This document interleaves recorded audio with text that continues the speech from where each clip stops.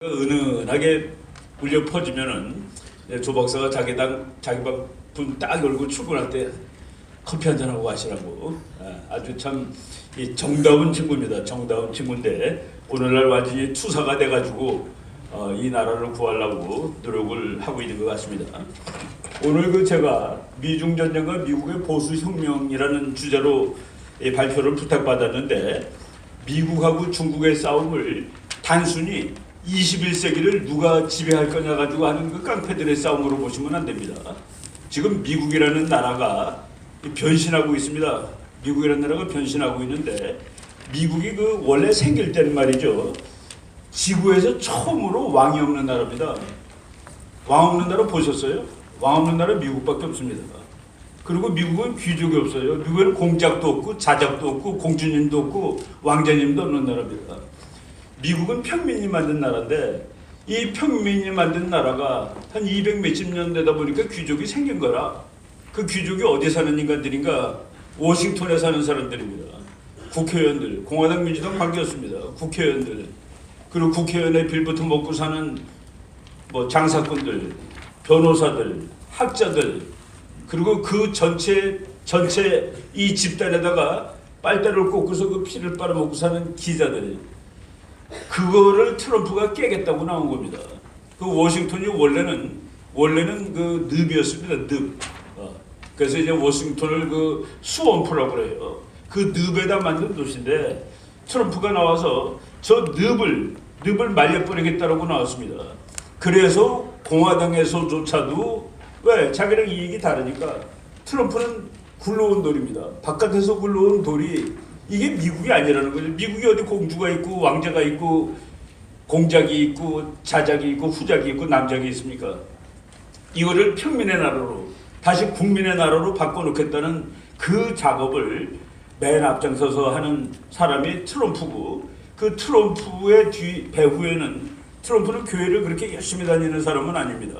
그렇지만은 미국의 목사님들이 이 사람이래야지 미국을 제대로 바꿔놓을 수 있겠다. 그 요새 미국의 좌파는 그 돈 가지고 하는 그런 좌파가 아닙니다. 우리 홍재수 작가가 거기 제일 정통이지만은, 미국의 최근 좌파들은 문화적 좌파입니다. 가족을 파괴하고, 가정을 파괴하고, 그리고 교회를 파괴하고, 사회를 파괴하고, 궁극적으로 국가까지 파괴하는 그런 목적을 가진, 이제 좀 변질된 좌파인데, 그런 세력을 이제 미국에서 싸우고 있는 것이죠. 국제적인 측면에서 보면은 트럼프의 싸움은 공산주의와의 싸움이라기보다도 전체주의 독재 체제와의 싸움이라고 보시면 됩니다. 바로 그 전체주의 독재 체제를 상징하는 트럼프의 그 미국에 대항하는 세력이 되는 것이죠. 미국이 지금 세계를 끌고 가는 주도 국가니까 그게 바로 중국, 러시아, 북한이라고 보시면 되는 겁니다. 그래서 미국의 싸움을, 중국과의 싸움을 단지 돈 몇 푼 더 벌겠다, 그리고 21세기는 내가 왕이야, 그 싸움이 아니라 자유와 또 전체주의 독재와 인권과 이런 그 개념들이 포함된 싸움이라고 말씀을 드릴 수가 있는 것이죠. 그 싸움에 누가 이길 것인가는 여러분들 다 보고 있잖아요. 당연히 지금 미국이 이기고 있는 건데, 지금 최근에 제가 우리들이 학자들이 말이죠, 서로 소통을 안 하더라도 똑같은 생각을 할 때가 있습니다. 지금 조 박사가 변곡점이라는 얘기를 해서 내가 깜짝 놀랐는데, 제가 어제 방송을 하나 촬영하면서 지금 변곡점을 지나가고 있는 것 같다라는 생각을 했습니다. 미중 간의 싸움의 변곡점, 남북 대결의 변곡점이 지금 다가오고 있다라는 생각이 들었고, 그 변곡점을 지나면은 속도가 엄청나게 진행 속도가 빨라질 것이라고 보입니다. 앞으로 남북관계, 국제관계가 빠른 속도로 전진을 하게 되는데, 그 끝은 자유의 승리가 될 것이라고 저는 확실하게 믿고 있습니다. 이 변곡점에 해당되는 사건이, 트럼프 대통령이 지금 중국을 정말 분노해서 뒤로 넘어지게 할 수도 있을 정도의 그 법률안에 사인을 해가지고 그 법률안이 통과됐는데, 법률안을 그냥 간단히 말한다면은, 미국 의회가 홍콩의 민주혁명을 지지하는 두 건의 법안을 통과시켰습니다.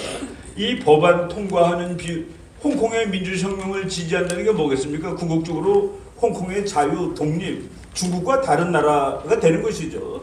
그리고 홍콩이 독립해서 나가게 되면은 그러면 위구르는 어떻게 될 것이며 티베트는 어떻게 될 것이며 만주는 어떻게 되고 광동성은 어떻게 될 거냐. 이 중국이라는 전체주의 체제가 와야 되는 과정에 그 첫 번째 폭탄에 지금 다이너마이트에 불을 붙이고 있는 그 일을 트럼프가 한 것이라는 얘기죠. 11월 19일 날 미국 상원에서 100대 0으로 통과가 됐습니다. 이게 만장일치.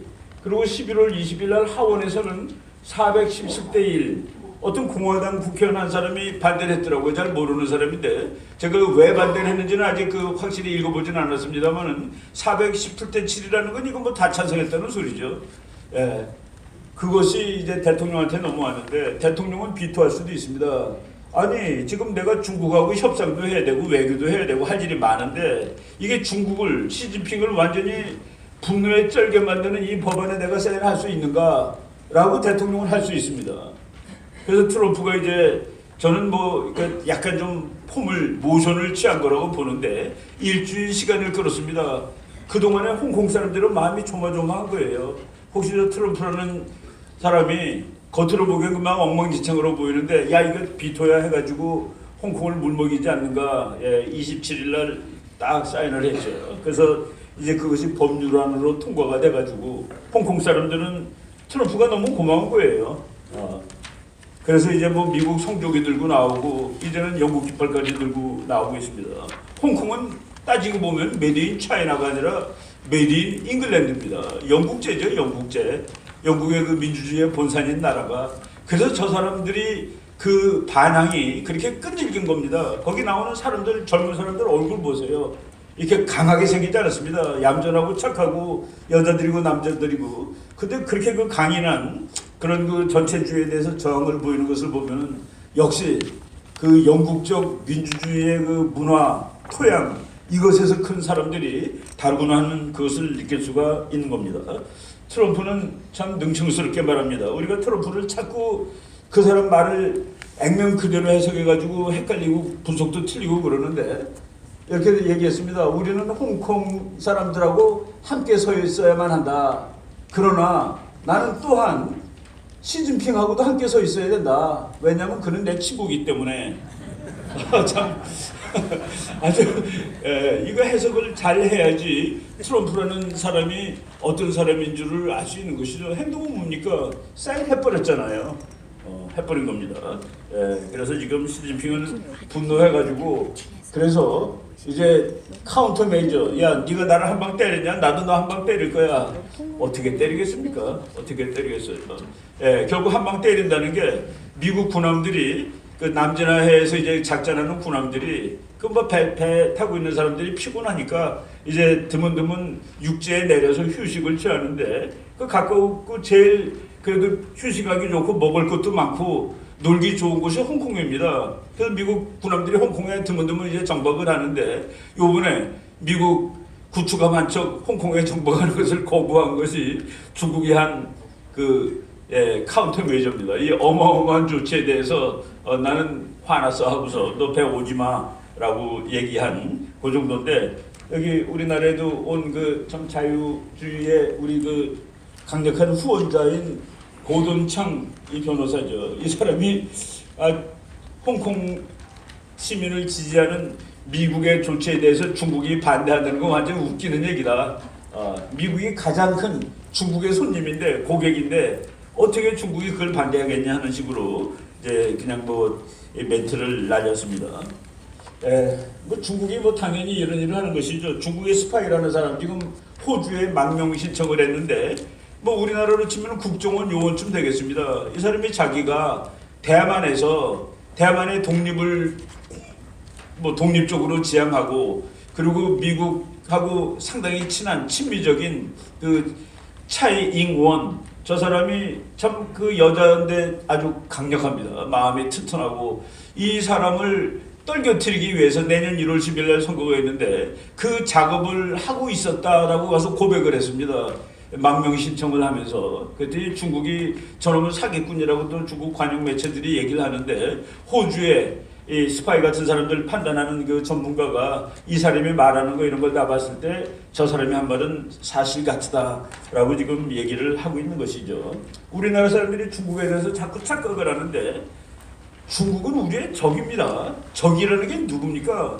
우리의 자존과 독립을 승인하지 않고 우리를 자기의 일부로 만들려는 나라, 그게 다 우리의 적이 되는 것이죠. 중국이 시진핑이 뭐 오랫동안 한 말입니다. 주석이 되기 전에 부주석일 때 그 물어봤습니다. 한국전에 중국이 참전한 것은 어떻게 생각하느냐 그랬더니 그것은 제국주의 침략자들의 침략에 맞서서 싸운 정의로운 전쟁이었다. 그러니까 한국하고 미국이 제국주의 침략자입니다. 그리고 중국에 가서 그 북한이라는 불쌍한 나라를 도와준 것은 정의로운 일이었다라고 얘기하고, 그래서 중국이 와가지고 일사후퇴 때 우리가 통일할 뻔했는데 그래서 밀려와가지고 서울을 다시 뺏긴 적이 있었습니다. 다시 뺏겼을 때 지금은 이 건물 없어졌지만은 중앙청 앞에서 이 중국군들이 좋다고 춤추는 장면입니다. 이런 군대를 한국에다 데려다 놓자라고 주장하는 그런 이상한 사람들까지 있는 상황이 됐는데, 이거 우리가 정말 광정해야 될 그런 상황입니다. 미국 사람들이 중국에 대한 전략이 트럼프라는 특별한 사람의 전략이 아니라는 것을 증명하는 겁니다. 미국 국민들 중에서 공화당을 지지하는 국민들의 70%가 중국은 골칫덩어리라, 민주당을 지지하는 사람의 59%가 중국은 골칫덩어리다. 그래서 미국 국민의 지지를 받으면서 지금 하고 있다는 얘기죠. 그리고 이것이 꼭 트럼프만 아니라는 것은 오바마 때 이렇게 얘기를 한 적이 있더라고요. TPP라고 그 아시아 태평양 뭐 경제협력 공동체 거기에 대해서 말하면서 오바마가 우리는 중국과 같은 나라가 세계 경제에 규칙을 쓰라고 허락할 수 없다. 트럼프랑 그렇게 다르지 않다는 얘기입니다. 이건 미국 전체가 하는 일이지 트럼프 대통령 개인이 하는, 일부 미국 시민들이 하는 일이 아니다라는 것을 나타내고 있죠. 재밌는 거는 이 조 바이든이라는 사람이 지금 미국 민주당 대통령 후보로 나와가지고 그래도 제일 괜찮다는 후보인데 저 사람이 오바마 때 부통령을 했습니다. 우리 그 백모 선생이 조 바이든을 조 차이나라고 얘기할 정도로 중국하고 친중입니다. 중국하고 거래도 하고 뭐 아들이 중국하고 사업해가지고 돈도 벌고 뭐 그랬다고 그러는데 저 사람이 한 말이 아주 재밌어요. 2013년 5월 24일 날 펜실베니아 대학 졸업식에 가서 얘기를 하다가 이 사람이 흥분해가지고 중국은 숨쉴 자유도 없는 나라라고 얘기를 해버렸습니다. 중국은 숨쉴 자유도 없는 국가다. 그래가지고 그 펜실베니아 대학 아주 명문이죠. 동부 아이비리그에 들어가는 학교고 트럼프가 거기 나왔습니다. 트럼프가 그 대학 경영학과 와톤스쿨이라는 데를 졸업했는데 중국은 숨쉴 자유도 없다. 그래갖고 중국 애들이 나중에 졸업식 끝난 다음에 편지 보냈습니다. 항의 편지. 그 얘기만 한 게 아니라 중국에는 문제가 매우 많다. 미국에 있는 게 중국에는 없다. 최고의 대학, 공정한 법률, 활발한 벤처금 등등등등. 미국은 자유의 나라, 중국은 독재의 나라라고 얘기를 저렇게 해버렸습니다. 클린턴이 지금 대통령이 안 됐는데 이 사람이 대통령 됐었으면 어땠을까? 저는 트럼프하고 스타일은 다르지만 지향 방향이 같으리라고 봅니다. 이 사람이 2011년 언제예요? 11월 포린 폴리시에 긴 논문을 하나 게재를 했는데 그 논문의 핵심이 이겁니다. 21세기 정치는 아시아에서 결정될 것이다. 아프간이나 이라크가 아니다. 미국은 그러한 결정이 이루어질 아시아 한복판에 가 있을 것이다. 똑같아요. 아프간, 이라크, 이란. 트럼프가 거기서 계속 간지를 해도 싸움을 안 하잖아요. 아프간, 이라크가 아니라는 거예요. 세계를 결정하는 곳이. 그거는 이제 석유 패권이 끝났기 때문에 그렇습니다. 걔네들이 석유 가지고 떠들었는데 미국의 석유가 세계 전체를 다 합친 것만큼 많기 때문에 그래서 이제 석유는 끝났고 석유 시대는 끝났습니다. 중동이 석유 가지고 패권 짓거리 하던 시대는 끝났고 미국은 이제 널널한 마음으로 식량과 에너지가 완비된 나라가 지구에 이제 처음으로 나타난 겁니다. 그래서 이제 세계를 자유주의로 만드는 그 과정을 지금 본격적으로 하고 있는 것이죠. 재밌는 거는 미국의 학벌이 높을수록 중국을 싫어한다라는 그 최근에 나온 여론조사입니다. 학벌 높은 사람들이 다 나중에 뭐 외무부에도 들어가고 국방부에도 들어갈 텐데 그 얘기 말씀을 드리고요. 그 다음에 트럼프 대통령의 연설문들을 우리가 아주 심사숙고해가지고 해석을 해봐야 되는데 트럼프가 2018년 유엔에서 한 말이 재밌습니다. 유엔에서 뭐라고 그랬냐면은 여러분들 전부 각국의 애국자가 되세요. 나는 미국의 애국자가 될 겁니다. 그러니까 여러분 내가 하는 거 보고 뭐라고 그러지 마세요. 나도 여러분한테 간섭하지 않을 테니까. 그런데 이건 안 됩니다. 공산주의와 사회주의. 그게 2018년 연설문입니다. 2019년 유엔에서 뭐라고 그랬냐면은 2019년 연설문에는 앞부분은 똑같아요. 여러분들 다 자기 나라를 위해서 삽시다. 뒷부분에 종교를 탄압하는 나라는 내가 가만둘 수 없습니다. 라고 얘기를 합니다. 그러니까 2018년에 유엔 연설문하고 2019년의 유엔 연설문을 합쳐가지고 아주 초등학교 아이들도 듣기 쉽게 얘기한다면 트럼프가 한 말은 북한과 중국 너는 안 돼 라고 얘기한 겁니다. 너는 종교를 탄압하니까 너는 사회주의 공산주의 하니까 그 둘은 안 돼 라고 얘기했고 바로 미국의 정책이 그쪽으로 향해서 갑니다. 그거를 더 멋있는 말로 그리고 더 권위 있는 말로 표현한 사람이 이제 2018년 10월 4일 펜스 부통령의 연설입니다. 저거는 이제 제2의 냉전 선언이라고 할 수 있는데 그동안에 많은 그 미국의 그 글로벌리스트 세계주의자를 지향하는 학자들이 중국이 돈을 잘 벌고 잘 살게 되면은 그 나라도 궁극적으로 민주주의가 되고 그래서 중국이 지배하는 세상도 미국이 지배하는 세상하고 논리가 별로 다르지 않을 것이다 라고 생각했는데 그래서 중국을 뒤로 봐줘가지고 이렇게 키워줬는데 보니까 너는 그렇지 않아 라고 얘기하고 그렇지 않은 일을 조목조목 밝히고 그래서 너를 앞으로 눌러버릴 거야 라고 선언을 하는 겁니다. 그래서 작년부터 이제 그 미국의 중국에 대한 싸움이 단지 그냥 뭐 정난한 권력 싸움이 아니라 자유와 전제주의 독재의 싸움으로 이제 바뀌는 것이죠. 미국 신문에 난 겁니다. 미국 국무부가 중국과의 싸움을 문명의 충돌이라고까지 얘기를 하고 있다. 문명의 충돌. 그리고 미국은 그렇게 얘기를 하면은 그 준비를 하죠. 문명의 충돌이기 때문에 이제 중국하고 싸움을 본격적으로 사상적인 것도 해야 되는데 그 해야 되는 정책을 만드는 책임자를 지금 이 사람은 잠깐 떠났습니다만은 키론 스키너라는 흑인 정치학자인데 하버드 대학에서 이제 정치학 박사를 받았는데 저 사람이 그 레이건 전문가입니다. 레이건 대통령이 소련을 어떻게 붕괴시켰는가에 대한 전문가인데 그 사람을 바로 또 하버드 대학 나온 그 외무장관 그 사람은 육사수석 하버드 대학 수석으로 졸업했죠. 데려다가 정책국장을 시키는 겁니다. 보세요. 소련을 무너뜨린 그 내용을 빠삭하게 아는 그 학자가 중국을 장기적으로 무너뜨리는 전략을 세우고 있다는 그 얘기죠. 바로 이 사람입니다. 미국은 다른 문명, 다른 이데올로기와 싸움을 해본 역사가 없다. 그래서 이제 싸움하려면 제대로 온 게임 플랜을 가지고 싸워야 된다라고 이제 얘기를 했고 드디어 이제 미국에서 나온 말이 해리 카자니스라고 뭐 젊은 그 학자인데 이 말이 드디어 나왔습니다. New Evil Empire.